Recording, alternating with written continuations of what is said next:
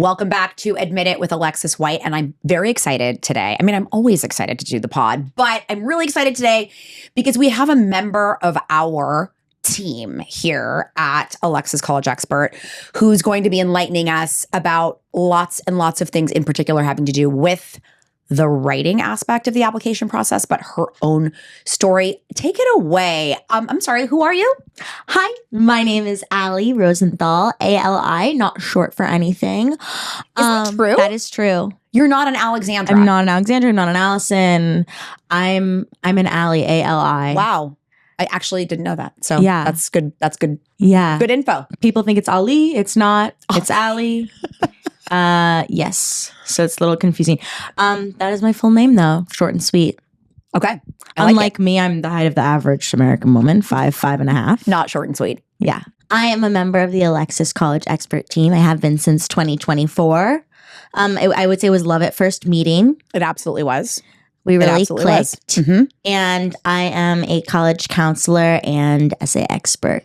One of the things that in our falling in love process, and I will never forget this, it was at our old office. We had a big conference room and Ali was sitting next to me, and I was actually starting a meeting with a student who is generally kind of more on the shy side. And I was like, it's meeting on Zoom with kids that generally are shy is hard because to draw them out is work. It's not like when you're meeting in person, it's a little different. Even then it's hard, but much harder on Zoom. And I had warned you. I said, this is actually perfect because I'm about to meet with this student who is a little on the shy side, and it'll be good for you to kind of meet him and connect with him and kind of just as almost like a little trial. And she sat right down, and within 4 seconds, you guys were yippy-yapping away. And I thought, oh my God, she's magic. This is amazing. Well, I will also say just about that meeting, that first meeting on Zoom with that kid, I am famously on the cusp of millennial and Gen Z. So I can really tap in to that Gen Z side. Right.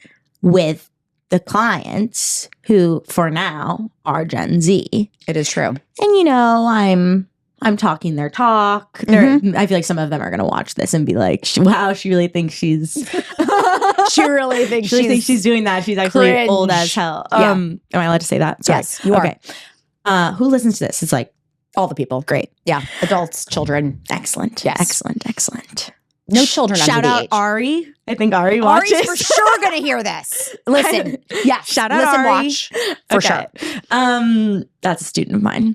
So my journey. I grew up in New York, the Big Apple. Mm-hmm. I grew up on the Upper East Side. I went to some of the schools that are the sort of like Gossip Girl lifestyle. Yeah. So I guess I've never watched a Gossip Girl, but I think the thing about Gossip Girl is they don't really do their homework. They go to parties, right? And they look great. They look great. They wear cool outfits. They go to parties. Yes. They look like they're in an Alice and Olivia store all the time. There's lots of drama. So I hear. So that's not what it's like growing up in New York at all. It's not? Okay. That's literally what I imagine it also being sort of on the other side of things. Lots of running around, lots of subways, lots of getting to and from places. Do they ever take the subway in Gossip Girl? Definitely not. No, they take private cars. And that, I would say, is accurate to that kind of... It is accurate to some New York kids, for sure. Right. But I would say the majority who are going to those types of schools that Gossip Girl is based on, those schools are a lot harder than they are in the show. And let's just say I went to a high school called Trinity. And before that, I went to an all-girls school called Brearley. But I didn't know any boys, and I wanted to meet boys in high school. And why would you want to do that? I don't know. It was really kind of maybe not the right decision. Sort of quickly learned, hey, we're good. Like, yeah. Didn't need that. But, distracting. No, I did think that if I went to college without having ever been in a classroom with boys, that would be kind of a lot at once. Because I don't have any brothers or anything. So no brothers, friends. Like I just grew up, me and my sister, and then went to an all-girls school called Brearley, which was amazing and formed me into who I was. Then I switched to Trinity, which is an equally academically rigorous but co-ed school on the Upper West Side. So At Trinity, I was getting like 5 hours of sleep a night. Like that's sort of the intensity of the workload. It is a college preparatory school. People send their kids there so that their kids will get into Ivy League schools or equivalent. And that is true. 60% of my class went to an Ivy League school or equivalent. Wow. And so it was really intense and it's a little bit cutthroat. Obviously, incredible education. Like I learned how to write there. Absolutely, I learned how to write at Trinity. The English teachers were my best friends. And high school was great, but it was not like fun, I guess, traditional high school. Right. It was all about getting into a good school.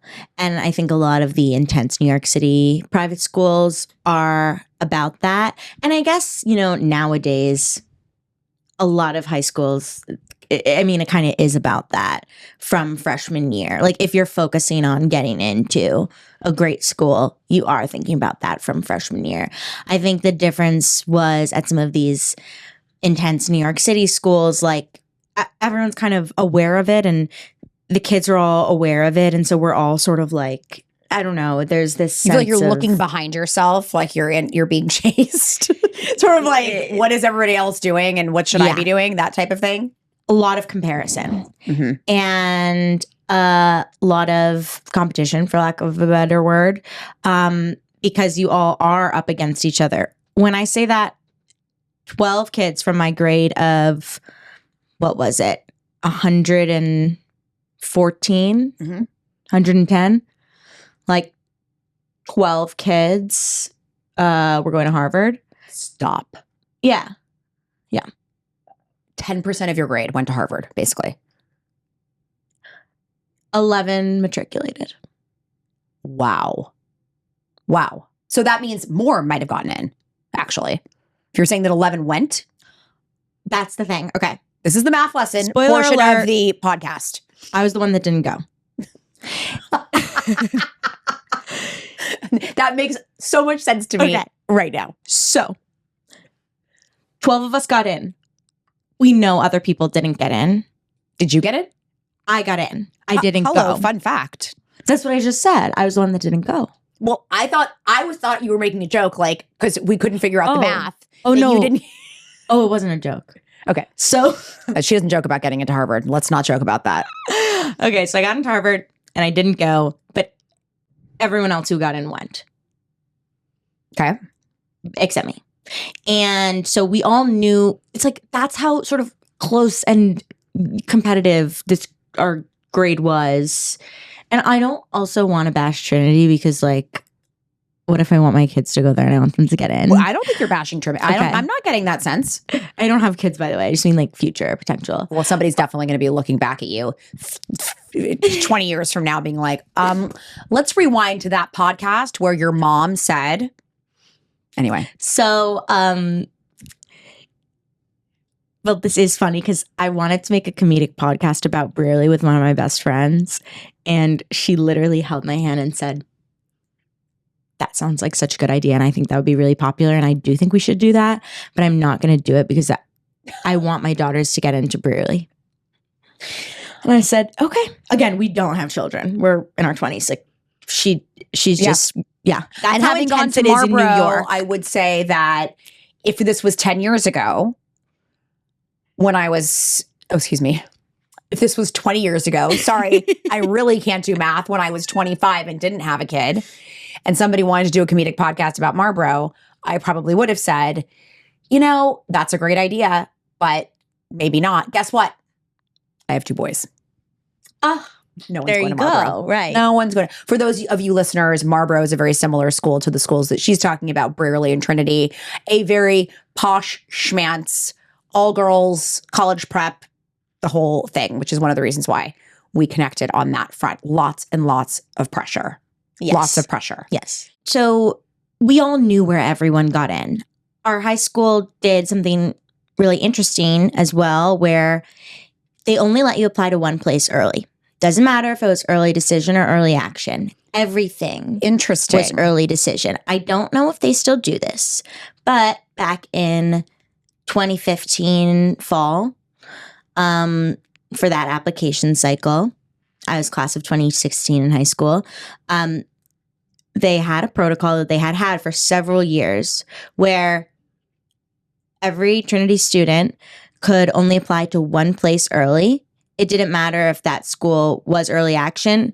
It might as well be early decision. You had to, I think, even sign something with the college office at school saying that you would go to this school if you got in. What was the logic behind that? So the logic behind that was kind of funny.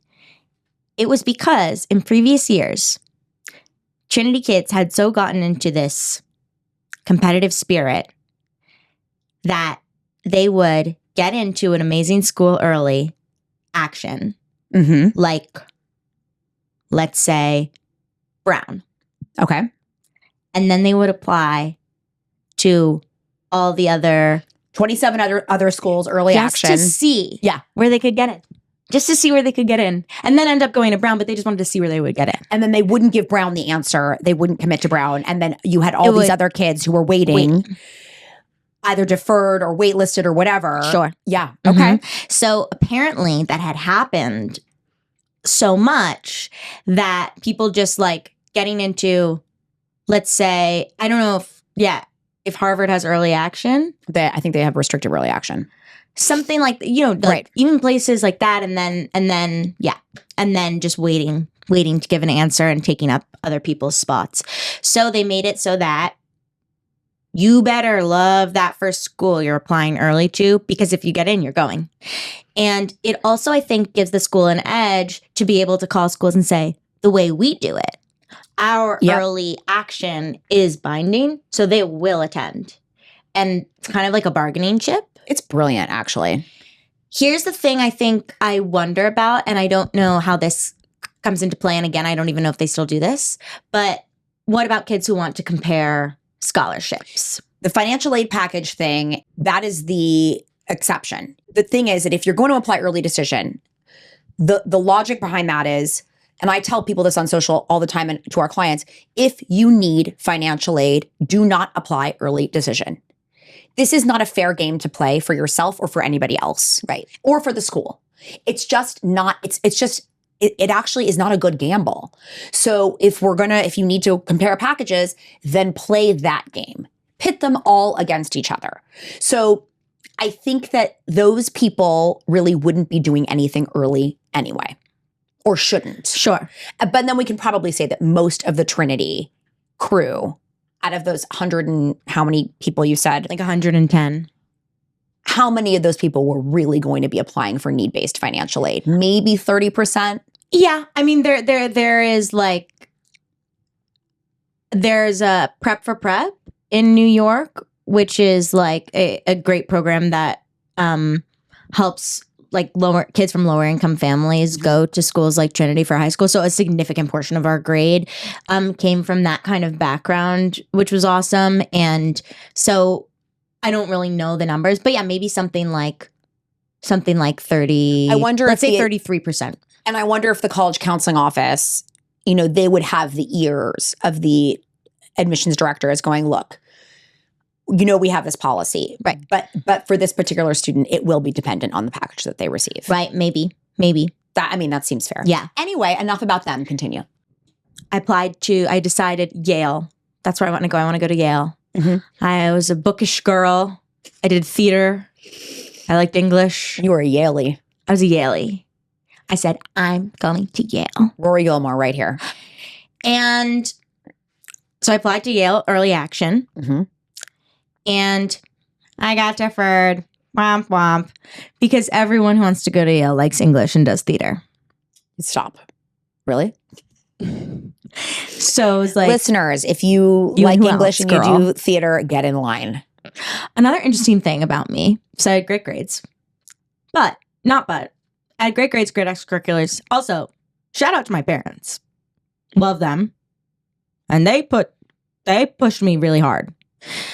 Come from a family that really values higher education, and they were like, you're filling your potential, and like, you're going to work as hard as possible in high school. So I like didn't drink. I was cool in high school. Oh, clearly. But I did not drink. Like I had a strict curfew and I just really worked really hard. How are you feeling about that now? In retrospect. So it was interesting because when I got into college, or when I started college, now suddenly I was at Stanford. That's where I ended up, and we'll go through that. And the classes were amazing, but I just wanted to relax. I just wanted to be 18, be 19, because it's almost like I felt like I hadn't really been 14, 15, 16, 17. Yep. And yeah, especially growing up in Manhattan, it's like we didn't have a football team and I didn't know how to drive and we didn't go to like, I don't know, whatever suburban kids do. Right. So you were not a Long Island girl. No. And we didn't have a campus. Like there was no cheerleading, you know, it was a really, I feel like weird kind of experience, but it's the one I had and I wouldn't change it. Right. Now I know how to drive. So thank God. You live in LA now. This is a really good thing. And so in college, I think I just wanted to, I was really burnt out. I was really burnt out. And I think that's sort of the tricky thing. I think like, I know these schools have been working on this. That's the tricky thing about these intense, rigorous pressure cooker New York City schools. And like, they also have these type of schools in like the Bay Area and like everywhere, you know? Right. Where we are here in the Los Angeles area. We are about 2 miles away from several of them within walking distance. Yep. That when these kids get into college, they're really tired. And that's what is actually kind of sad is that you work so hard to get into a place that will go on your resume and everything. And that'll be great. And you'll get a degree. But like, will you have the energy to fully lean into the academics after just burning yourself out for 4 years? You get deferred from Yale. Yes. What's the plan B? Oh, you cried for 6 days. I cried for an evening. And then it was like, I had started my other applications, but it was December 11th, I think. And it was today. Oh my gosh. Whoa. Basically, today's the 10th. And I hadn't like, you know, I was like, well, what if I get in? And so I didn't want to do all this work on all these other applications. So then I had a really awful winter break. Yeah. And when I say like I was submitting on December 31st, I applied to Harvard, Stanford, Brown, Dartmouth, Tufts. Oh, I'm tired already. Georgetown, Middlebury, Williams. Did you do all those applications over winter break? Yes. This is where Trinity's policy does not play. Right. Because if you're only doing one school early, you've got 800 schools left. Yeah. Penn. Oh, God. Oh, my God. I don't know the other one. Bring it. That's okay. We'll come back. We'll come to it. We'll figure it out. And so I applied to all those regular. And that's a lot of writing. And that's a lot of writing. Because all those schools are asking 1 million questions. Oh, yeah. They're not asking your basic, why do you want to come to blank school? They want to know, what significant aspect of your leadership experience is reflective of the such and such, blah, blah, blah, et cetera, et cetera. / this question is entirely different than the other questions that are going to be asked by the 19 other schools you're applying to. Yeah. So don't even think you can repurpose it. Next. It gets really specific. It's like, at Williams, what tutorial will you do during your sophomore year? And looking at what our tutorial structure is like, where it's a small group of students and this, that, how will you collaborate with others in what specific subject and what will be the special project that you do? It's like, okay, I can't use this for any other school.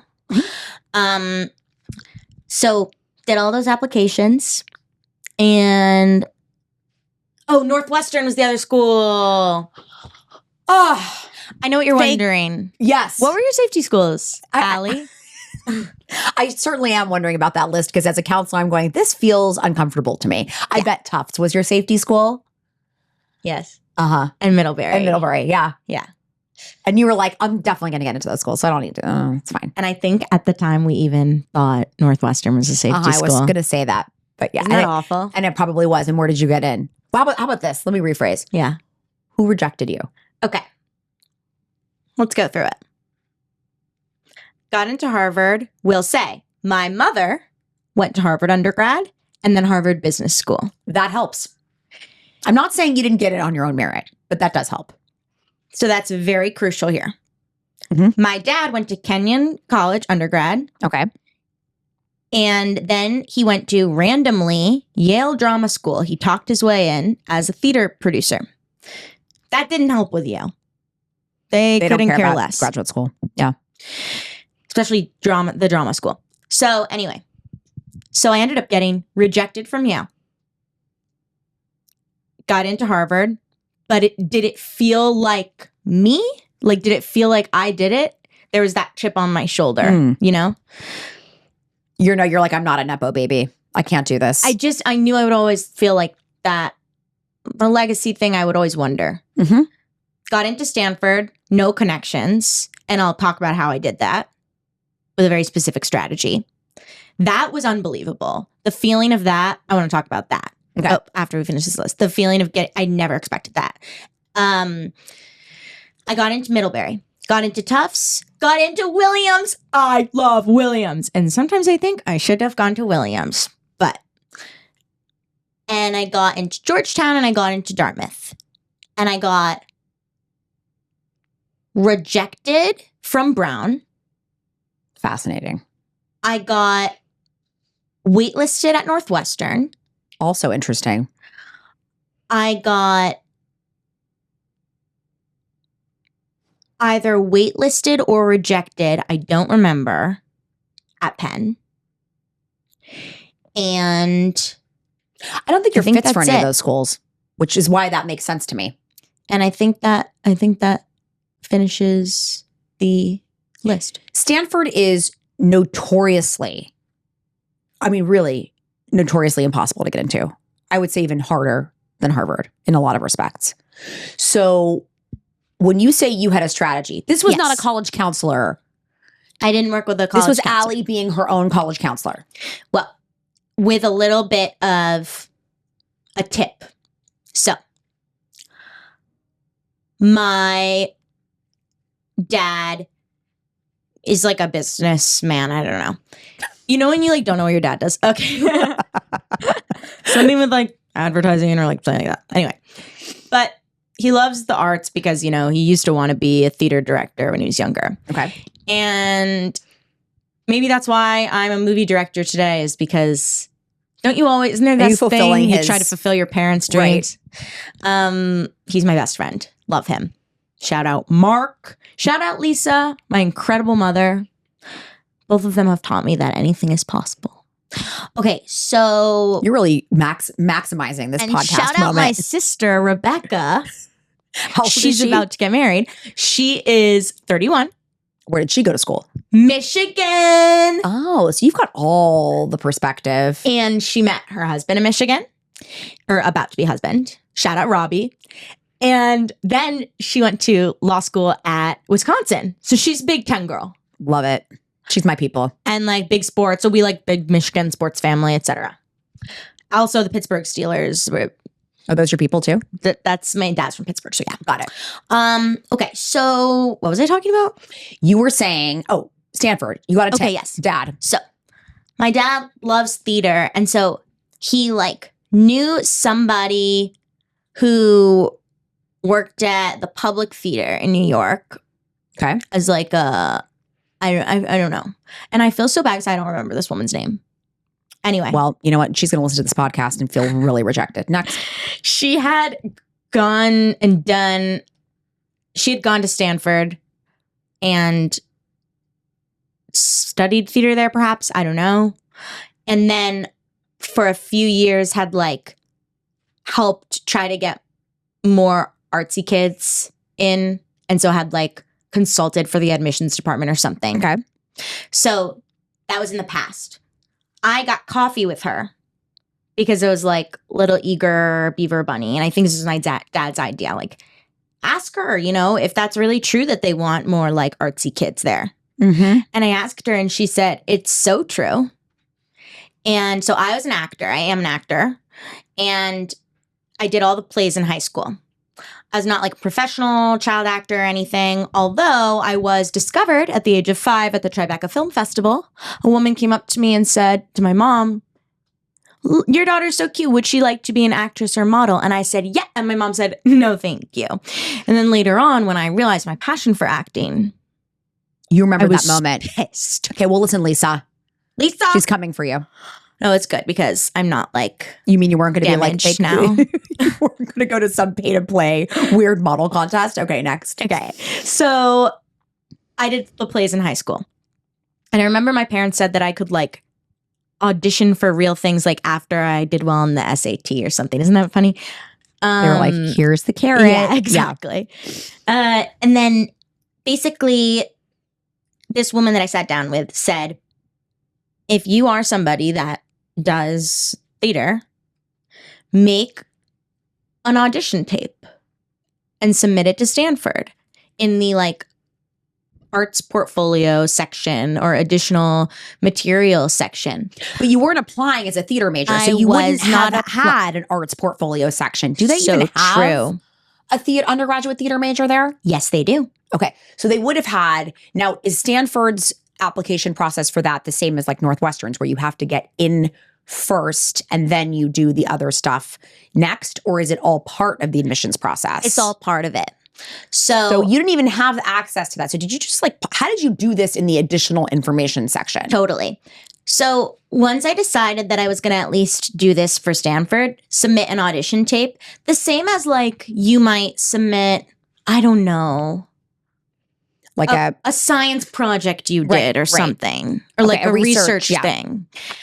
That's sort of the like type of section I was submitting it in. Or sometimes some schools offered a specific place for an arts portfolio. I think it was through this thing called Slide Room or something. Mm-hmm. And so I decided, all right, now that I'm going to go ahead and make this tape, and I'll get into that in a second, every school that I applied to that had the option to add the arts portfolio without being like a theater major, which I wasn't applying to. I wasn't applying to BFAs. I was applying to basically be like an English major at every school, essentially.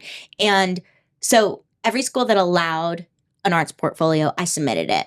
Did you do that after you sent your application? No, during. Okay. Or it would be like, sometimes it's like, and then you'll get an email and then you make your slide room. But no, same time. And so I went to this place, like this man's apartment. This is where the story gets really interesting. Who helps people film audition tapes. This sounds like a Bill Cosby moment. My dad came with me. Okay. And I learned 2 monologues. One was a Shakespeare monologue. I was big into Shakespeare in high school. I mean, I still love Shakespeare.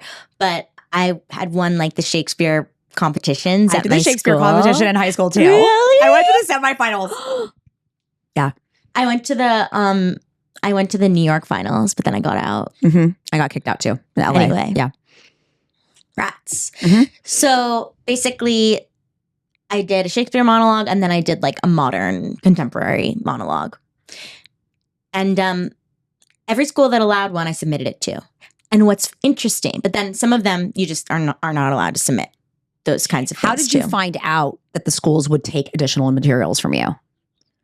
Because it's not a lot of time. I'm asking for a friend, because the thing is, if you don't select that aspect as a major, then a lot of times that window is not open to you. Now, there are some schools, and probably I would say for most of the schools on your list, it was some sort of additional, like, if you want to, you can situation. That's exactly Did you what do it was. Did you give them a Slide Room link, or did you do like a YouTube link, or did you just send the Slide Room app for all of them? So this was exactly 10 years ago, so I don't exactly remember, but, and I'm sure it would be different now. Maybe not. I mean, it wasn't, I think, if I recall correctly, it was a little bit of both. It was like, I just tried to get it in wherever I could. Mm-hmm. So some of them, a lot of the schools were like, you may if you want to submit other material that that you might like art, like you playing guitar or something, you can do it here. And it was typically through something like Slide Room. Right. Or I think I made it a like private unlisted YouTube video, and then I would also paste it there. Okay. The link. So wherever there was a chance, I did. And it was like, you can or whatever. I would read the fine print, like read the fine print. Read the fine print on all of the applications. And then also like look on the website and stuff. I might have even asked. Oh, I do recall. Did you make any cold calls? Not on the phone. Maybe. Wait, why do I remember like because calling you can Yale call for something? Admissions, you guys. Yeah. You can call admissions and say, just curious. I don't see it anywhere on the common application, but if I'm applying to the arts and sciences program and I, would like to submit a creative portfolio, is that an option? I will say 7 times out of 10, 6 times out of 10, they're going to go no. Right. But if there is, and you have a something, you should do it. Okay. Yeah. So I recall sending some emails, and I think I made a couple calls just to check. Right? Yeah. Now, what's so interesting is, and the audition tape, it was good. It wasn't like I'm singing or whatever. It was just like these monologues. But I had a handle on Shakespeare, and I was a good actor, and I wasn't applying for theater. So it was almost just like a little talent show kind of portion or something. But I made it very clear that I would really want to do extracurricular theater at every school. Okay. So what's really interesting is that every school that I was able to send the audition tape to, I ended up getting into. And each school that I wasn't able, they didn't have an option to send it, were the ones that I didn't get into. Just interesting. That gives me pause because it makes me feel like, and I don't know if it makes me feel sort of depressed, kind of like, wow, because I know you were a fantastic student. I know you had all the things. So it's more of it's that punch of like, there just has to be, if you want that tier of school within that level of competition that you were in, and that's for all intents and purposes, you are competing against your classmates, although clearly Harvard didn't see it that way with all 12 of you or whatever. But it just goes to show you, like, there needs to be that extra. And you also need to be the kind of student, people ask me all the time, who gets into those schools? And you can tell me, and I think I've said this in our staff meetings too, but you can tell me if you agree. It's the kids who are the extra. They're always willing to do the extra.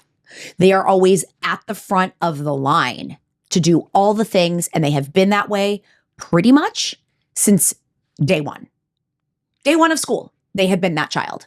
It's not something you can manufacture. It's not something you can be like, it's like when I work with a 10th grader who I have to kind of help structure a lot of, convince them for certain community service things or add this or add that. That is not the kid that's going to Northwestern. It's not the kid that's going to Yale or wherever. There's not, because that kid didn't need that scaffolding. Is that loony for me to say? That's not loony. They were already doing those things. And it's like, it's obviously, it's kind of weird for me to say it, but like, you were that kid. I was that kid since preschool. Yeah. And my parents knew that. Mm-hmm. And I knew that. And that's why I was always like, I was pushing for that, because we knew that if I put my mind to it, that I could. Meanwhile, Stanford is on the other side of the country. 3 students from Trinity ended up going there, including me. 2 other girls. Wow. Our school, they just didn't really they didn't send them any kids there. Maybe because it's so far away, I don't know. But it's like, our pet school was Harvard. It wasn't like how some of the Bay Area schools have a great relationship with Stanford. So I remember my school college counselor told me, don't apply to Stanford. You're not going to get in. And I said, can I just try? And he said, you can send in the application, but they're really looking for STEM students, and you're not going to get in. And I said, well, I'm going to try. And I'm obviously so glad I did. So I think that is, well, back to the audition thing for 1 second. I also think the fact that was there being a little entertainer, right? Right. On tape gives them a face to put to the stats. And then, so I feel like if you have any sort of skill, even if it's juggling, not even kidding, put it on there. That you can send a tape. Video. It's just fun. And they get to see that you're a real person and they get to see what you look like. It's almost like before they meet you in an interview, if they even get the chance to do that, like the admissions team gets to see you like be alive and vivacious and a real person, like on tape. And I think that's incredibly valuable. I don't know if you could do this, but even if you have a research presentation, this is just coming to mind right now, but instead of like submitting it, could you present it on tape and submit the video? I don't know. You probably could. Probably could. So I think that like I always wanted to go to one of these schools. I had my little Harvard sweatshirt from when I was 2 years old. Like I always wanted to go to one of these schools. And even still, like, again, my college counselor was like, don't apply to Stanford and things like that. But you didn't have to, like, I was motivated internally. And like, but then I think what was hard about such a rigorous school is like, a lot of kids ended up being like, well, I'm going to go to Harvard because everyone here goes to Harvard, even if they weren't really a Harvard kid at the end of the day. And then it was just like, there was this kind of flawed mentality that like, if you weren't going to an Ivy, what were you doing? And that could not be farther from the truth. And then kids got into different schools and then loved them. And I think we all sort of like found ourselves in college and ended up in the place that we were supposed to be. Yeah, but I got my Stanford acceptance letter specifically said it was signed by someone from the theater department. Wow. And it specifically said, we can't wait to have you like as an actor in like our productions. So they really, really read that application and really like went through all the things. That is why I got in. I also had the grades and the scores and everything and the extracurriculars and the leadership. But that is what tipped me over the edge. If I was just like the same student but doing computer science, no. Like, right. It was that extra spice. Yeah. And also it's good to note that the baseline for a school like Stanford, when you're saying I had the scores, I had this, so many former admissions officers will say, the truth is you can't go to one of those schools if you have a B on your transcript. I'm going to get added for this, but like that doesn't meet the baseline. The baseline is you're a straight A student. You've always been a straight A student. And then on top of that, we add the scores, the leadership, the this, the that. That is where we must start. And people will say, well, what if she has like this great project or this great, I'm like, that's all fine. But it needs to be the great project on top of the phenomenal grades, the phenomenal extracurriculars for a school like Stanford. You just can't, there isn't another way to do it. Mm-hmm. Did you have one B on your transcript? Definitely. You did? I'm sure. I don't remember now, but. No, you didn't. No, I did. But that's the thing is that almost the colleges like treat Trinity grades differently because it's so hard. Right. Okay, fine. But so I straight up like got such a bad grade in math sophomore year, I think. And I wasn't in the highest math. And by the way, and I think I got like a B+ in physics. Oh, maybe whatever. So maybe in the areas that you're not going to be, but a B+ at Trinity is basically an A- anywhere else. Yeah. But never in any of my like actual, humanities classes. I did not take a science senior year. Are you hearing this, folks? Wow. And my mom said, I don't know, I think you should. And I said, but I don't want to. So I didn't. And my college counselor was like, I think it's maybe fine. Like my in-school college counselor. And we bet on that because I was so fuzzy of a student. Not STEM at all. At all. So this is the part where we get to the second trick that Ali had up her sleeve. So we had the audition tape, which was such a great tip. And also, I think the idea of pointiness. Pointiness, and in admissions, we use that term. Basically, like what kind of piques an admissions counselor's interest in terms of uniqueness, not just being sort of like, not that you're flat if you're a STEM student who's really strong, but those little things of like, oh, and he is an Irish dancer. Oh, and she has this great talent as a such and such. That's going to bring in those peaks. Would you agree? Yes. And I also kind of meant that like I was more pointed in the non-STEM direction. Like I wasn't just this sort of general, all well-rounded student with like a bunch of different interests. I knew that I wanted to do English, theater, storytelling, writing. Like I knew what I wanted to pursue. And they would also have seen that in your writing, because tell us about your Common App essay. Yes. Okay, so my other piece that I think really helped me get in the places that I got into was my Common App personal statement, which I came up with on my own. I don't know how, but basically, at that time, there was a question that was one of the questions you could answer, and it was, tell us about a moment in your life where you had to grow up and what that was like. So I'm sure this question was in there for maybe so people could talk about like moments of transformation or traumatic things, maybe like when such and such hard thing happened, I really had to grow up quickly. I chose to write about something that had happened to me when I was 13 or 14. And it was about breaking into a cow pasture. Where was this? Okay, so this was, I kind of had like written a short story about this for an English class. And so I guess it was sort of on my mind that it's an entertaining kind of story. I don't know. But yeah, basically, I had stuffed animal cows when I was little, and I still actually have them. They're my like prized possessions. You have your little stuffed animal. So mine just happened to be cows. And so it kind of became a thing, like, oh, Ali loves like cows. And I also had I think I loved my childhood and I never wanted to grow up. And from the age of like 2, I was like, I love being a baby and I don't want to grow up.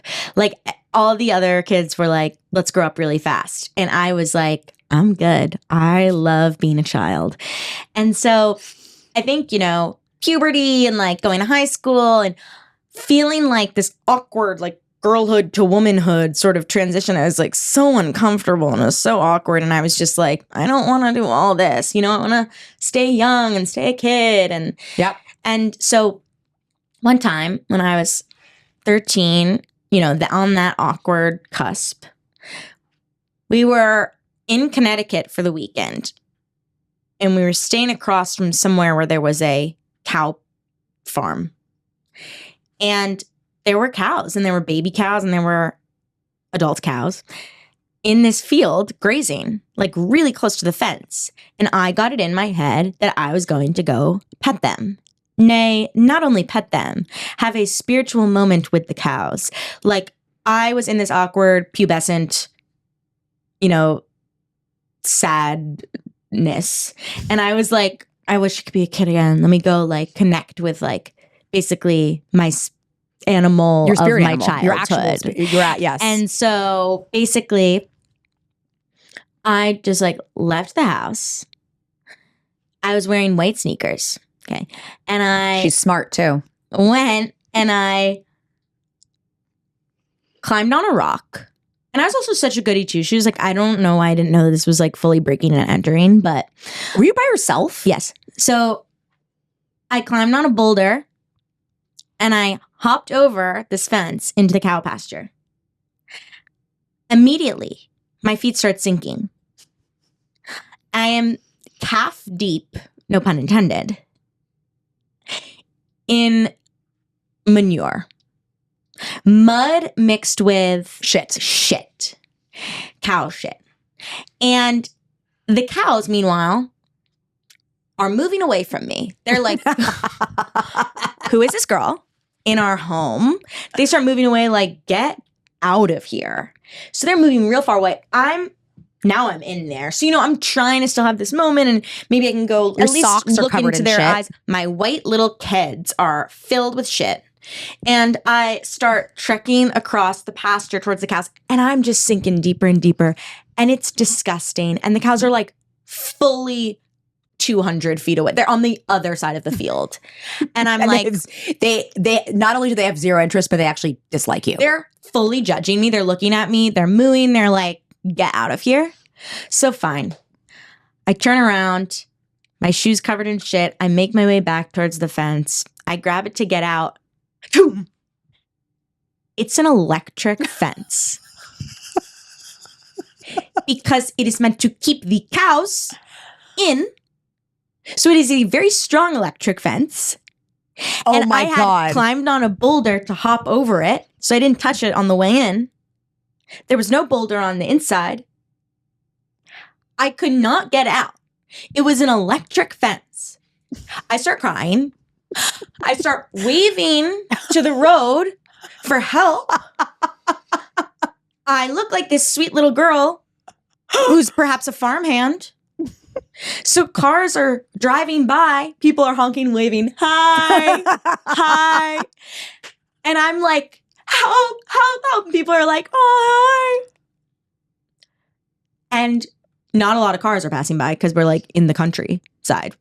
And so eventually I realize no one's coming. No one's coming.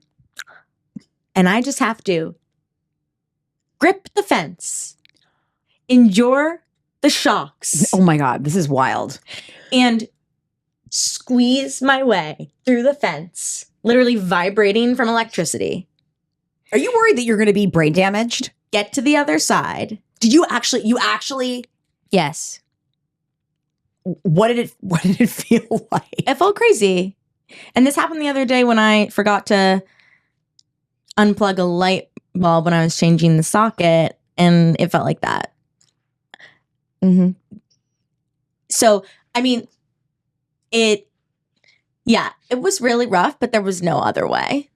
And then I got on the other side and I'm like actually shaking and from electricity and like adrenaline and terror. And you're covered and in I'm literal covered in shit. poop. And I have to walk home. And then I get home and I'm like crying. And my mom is like, why are your nice white kids covered in mud? Like, why would you wear your white sneakers to go into the pasture? And I was like, I don't know. I just had like a really intense experience, okay? Like, can we not talk about my shoes right now? And so that's what I wrote my comment on the essay about.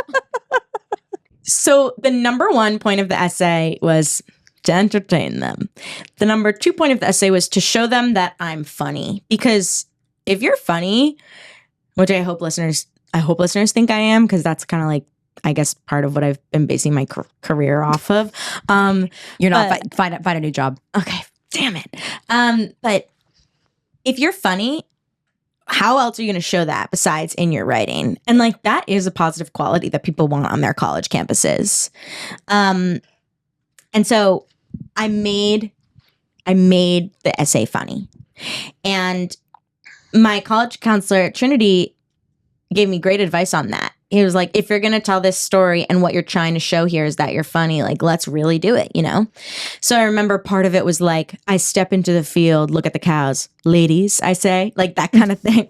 And then they slowly move away from me with side-eyeing me, like that sort of thing. And then I did say that I was knee deep in cow manure. And like, I talked about the poop in the essay. And basically the metaphor was like, I was trying to have this moment with my childhood and it ended up being awkward, shitty, shocking, and is basically like growing up is hard. It's uncomfortable. Yep. And like, it's not this beautiful, easy experience. So like sometimes, yeah, you gotta You got to just leave your childhood behind and like jump on in and jump in the poop and just grip it and like go through it. Like when no one was coming to help and I just had to like go through that electric fence and help myself and like endure it basically. And as people drive by. Yep. And wave. Because they're like, we're in the shit too. Yeah. Hope it's okay for you. Right. So that was the essay. And it was definitely like, I can guarantee it was unlike anything else they were reading. It was not the volleyball game. It was not the soccer tournament. It was not the medical internship. It was not that my grandma died. It was not that my parents got divorced. Yeah. It was not that my grandma died at the same time that my parents got divorced and I won the soccer tournament. And what is the thesis of that when you carry that with you with the students that you're working with? How do we, and this is obviously coming from somebody who is an extremely seasoned storyteller, educated filmmaker, like you have the chops.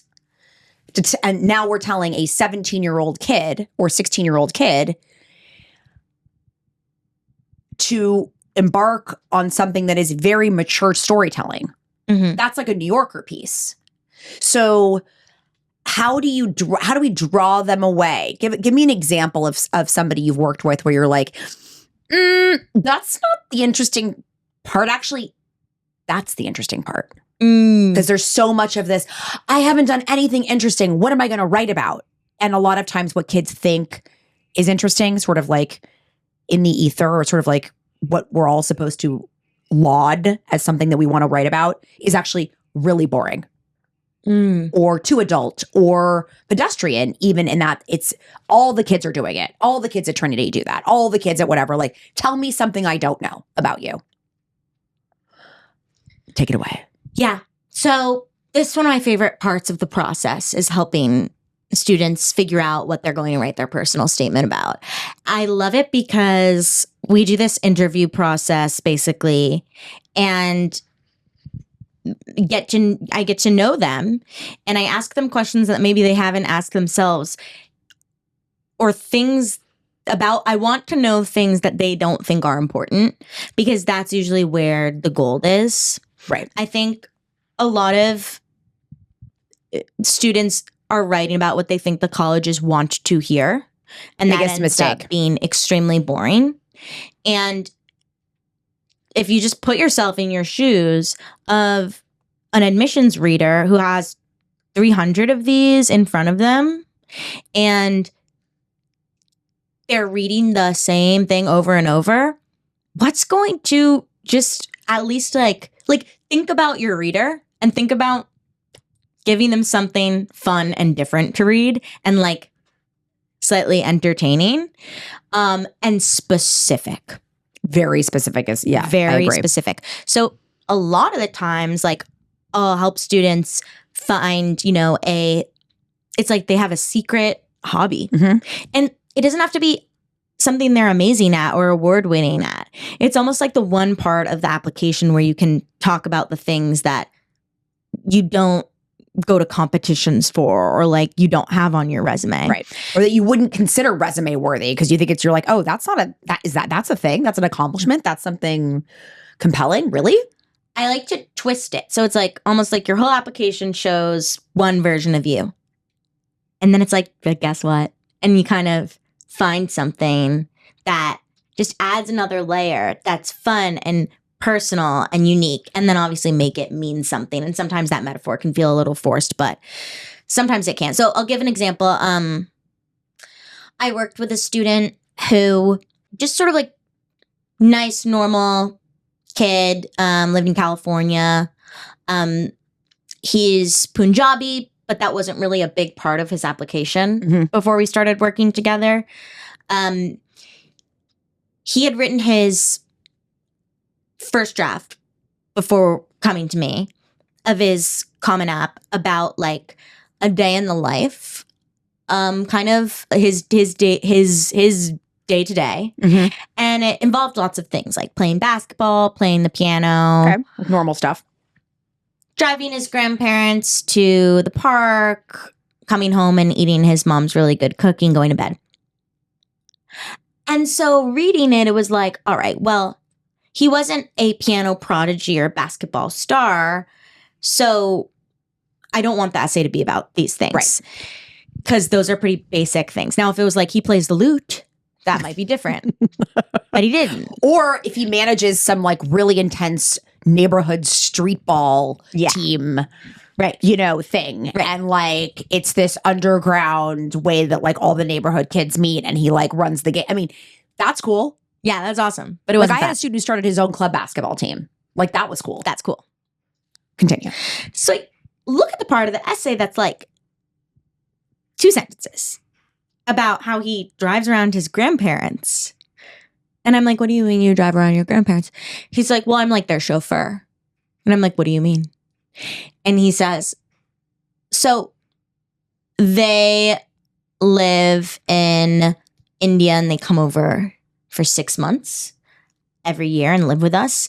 And they can't drive in the United States. Like they don't have their licenses here. So I have to be their chauffeur.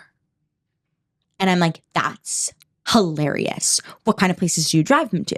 And turns out he's taking his grandma to Mahjong at the retirement home and picking her up. And she's coming in the car with prizes.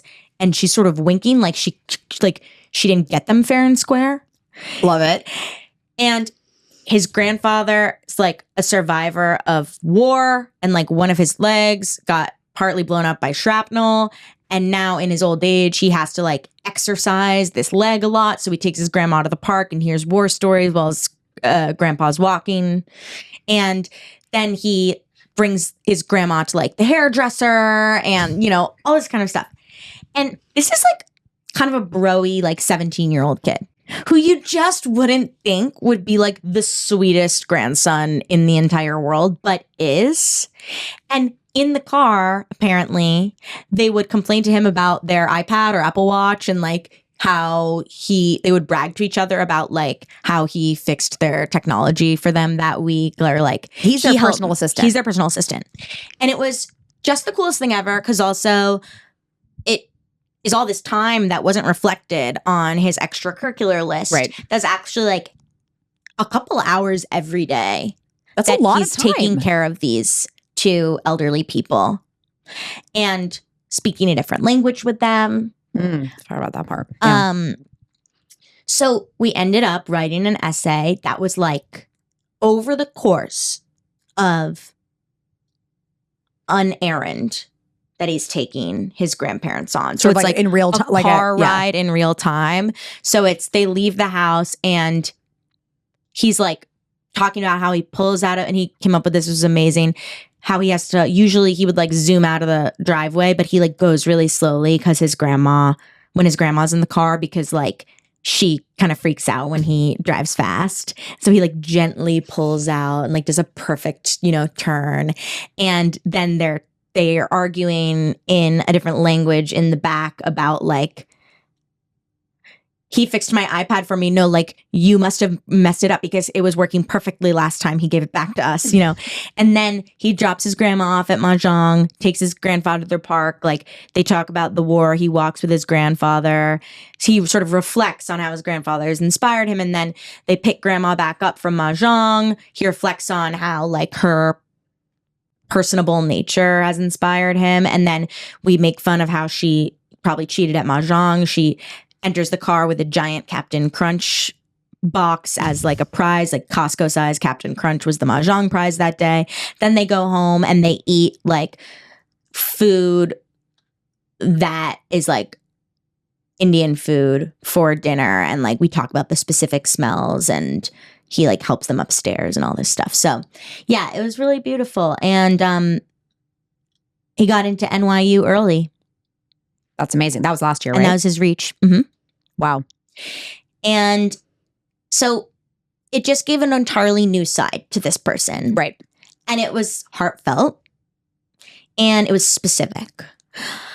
I worked with a great girl from New Jersey, very sort of type A, like captain of the tennis team, wants to be a nurse. Turns out, really girly girl, goes to Catholic school, turns out, and this is not something she mentioned, it's in conversation. When I pried, we figured out she has been dirt biking with her dad on the weekends secretly since she was 7. So we wrote an essay about how her friends don't know, but she is really good at dirt biking. Because this is the most like girly girl sort of put together. Why is this a secret? I don't know. I think sometimes, and sorry, this might be hard to hear, but there's this like sense with these 17-year-olds that things are cringe, you know? I remember with certain things that are like these, they're like, no one wants to know about cute, that. nerdy passions. They're like, I can't talk about that. I cannot. Wait, no. And I'm like, what are you talking about? We're talking about it. Yeah, exactly. What are you saying? We're talking about this. Sorry. Like, you're wrong. And oh, you do a 1,500 piece puzzle every Sunday? Yeah. By yourself? That's cool. No, it's not. Yeah, it is. It's cool because it's nerdy, and that's what adults think is cool. And that's what you realize when you aren't 17 is cool. Is that what do you think? What do they think is cool? I'm always struggling with that. Like, what do girls and guys think is cool now? Not caring. Really? Because I feel like it depends on what school you're in. I feel like because sometimes I think that they get to the caring part too late. Well, I just think that like that's the whole thing on social media now is kind of the effortless. It's like, do you know, even these Instagram posts, photo dumps, it's curated chillness. And so I think what is cringe is showing that you're trying hard. Right. And what is cool is sort of just being really pretty, smart, whatever, without showing that you're trying hard. So I think the whole idea of writing an essay that shows like a weird talent that you actually try really hard at or care a lot about is inherently like feels a little cringe sometimes to them. It takes old people like us to draw it out of you. Yeah, and just it's like, sorry, but now's the time. Yeah, now we're doing this. And that's how we're like, nope, that's the topic. And usually they lean so far into it and they get like, you start to see them like, into it. And that's going back to kind of the little kid thing. And Donna Bowling, who was here for the last podcast, said something really interesting, and it's kind of stayed with me. She said, who were you when you were 7? Oh, love that question. What did you love to do when you were 7? And if you can tap into that person, she's like, I always wanted to be like a talk show host. And so she talks about now she's has a podcast, but she talks about, so I just feel like that. And I actually use that now. Shout out to Donna Bowling, that I now use that with a lot of my kids. I'm like, let's go back to when you were 7. Did you like doing that thing? Oh my God, it was my favorite thing the whole world to do. But then I got into school and I did this and I couldn't. I'm like, let's go back to that person, that starry-eyed, like excited, whatever. I will say also, when we talk about different topics, me and students, you could tell like when you've hit it based on if it feels exciting. Like as a student, if it feels exciting to write about it and you start smiling and you get sort of giddy and it feels interesting to you, then that's probably the one. Like you shouldn't be bored by your own essay.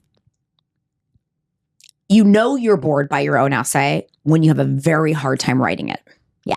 We're going to transition into our admit it section of the podcast where, Ali, I'm going to ask you to admit it.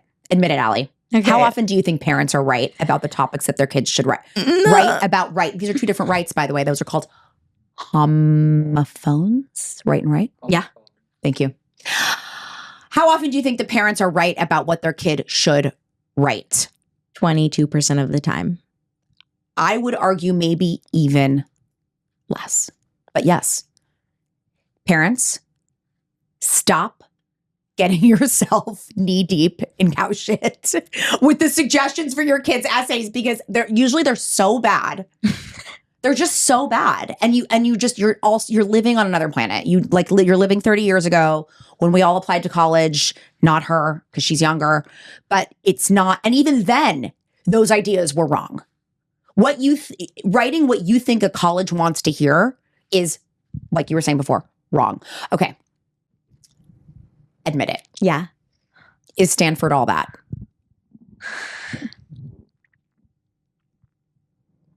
She's going to answer. I feel like she's going to be safe about this one because she's thinking that, what if I want my kids to go to Stanford? The kids that don't exist yet. Cop out answer. It is what you make of it. But what did you make of it? Is it all that after you've graduated and now it's on your resume for life and it opens doors for you? Yes. Okay. Is it all that for the degree itself? Yes. Okay. Is it all that when you're actually there? Vibe-wise? For the people you'll meet? Yes. For the people you'll meet? Yes. For the beauty of the campus? Is it all that? Yeah. Yeah. It's beautiful. To ride your bike around? Yeah. For the library? Yeah. For the rigor of the academics? Is it going to blow your mind? It's a kind of big school and you can slip through the cracks. And I feel like maybe sometimes I feel like I should have gone to a smaller school because I just need that personal attention, I think. Right. Like you could admit it. Did you skip class? Yes. Yeah. Because again, burnt out from high school. Mm-hmm. And if you skip class there, people aren't necessarily gonna notice. You know, versus if I had gone to Williams and skipped class, I think it would be like, I wouldn't skip class because it would be really obvious. Well, you'd see your professor literally walking the next morning. Like, Ali, they'd be like, I thought you were sick. We missed you in class yesterday. Yeah. I'm going to do a third admit it because actually this will be the fourth, really, technically.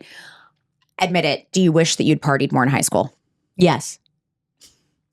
Even at the expense of perhaps not having gone into Stanford? No. Uh-oh. See, that's the thing. You can't have it all. You can't have it all, folks. And you can't have it all. I partied in college. Okay. So there you go. Right? I was burned out in college too. I mean, Marlboro really did a number on me. I was tired, but I was really prepared. So I didn't have to work that hard. Well, me neither. So I don't know. It's a one or the other. Like, do you go to the easier high school to do better it all depends on the personality and and I think that what your parents said initially about you, which is this is a child who is born with tremendous intellectual curiosity and needs, meaning like sponge, needs to be stimulated, needs to learn, needs to find out, needs to be in the mix. And if you are that person, then investing early on in your kid's education in the harder realm is a really good thing to do, because otherwise you have a kid that's bored in high school and middle school, and that's dangerous. Yes. Bored teens are dangerous. Yes. I was never bored in high school. And I will say at Stanford, I took some classes in the Stanford Design School, which was awesome. And they have this class about like planning the rest of your college experience. It's a life design class. Exactly. And I was just at Bowling Green State University and they have a full life design program that's based on Stanford's program, and Stanford helped design their program. They're only one of three. There's 3 universities in the country that do it. Yeah. Tell me about that, because it's really an incredible. I thought it was an incredible thing. I think my current life was one of the lives I designed for myself in that class. But one of the classes in one of the sessions, I remember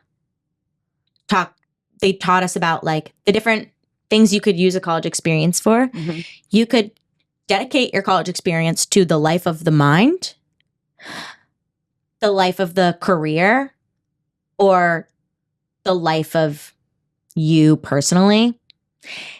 And basically, if you dedicate it to the life of the mind, you are going to have a college experience where you're really, really focused on getting super close with your professors, doing research, taking the hardest classes, and just being very academically focused. But everything comes at like a sacrifice, right? So that'll be your main thing. If you dedicate to the life of the career, you're going to be focusing your college experience on networking opportunities, connecting with classmates that are going to be in similar fields, doing a lot of internships, research, things like that, trying to get a job. Going to the career fairs. If you dedicate it to the life of you as a person, you're going to be using your college experience to stay up late with people that'll be your best friends for the rest of your life. Go do the plays because you want to be an actor. Hike at Yosemite. Mm-hmm. Connect with people, like maybe meet the love of your life, whatever. And I would say it was really eye-opening to see that when I had all this guilt about, I'm burnt out and I feel like I'm not doing the classes well enough. But what I did feel like I was doing was learning a lot about myself personally and making amazing friends and doing theater and like getting better as an artist. And so I chose the life of like the It's like a little bit of a soul combo. or whatever. So I now, like, my best friends are people from Stanford. And I made a short film there with my friends outside of class. That is why I wanted to be a writer director, which I now am. So like, you can do college in different ways, and it's very valid to go just find yourself in college. And that's what I did. Yeah. I think you definitely found yourself. And I'm so happy you found yourself here with us as one of our consultants at Alexis College Expert. Ali, it was amazing to have you. It was amazing to be here. Thank you. Thank you. Don't shock yourself on an electric fence again. No promises. Thanks for tuning in to Admit It with Alexis White. If you're working on your college applications and want guidance every step of the way, visit alexiscollegeexpert.com to find resources and support tailored for you. For even more tips, stories, and college insights, make sure to follow me on TikTok and Instagram at College Expert. Until next time, good luck, and remember, you don't have to do this alone.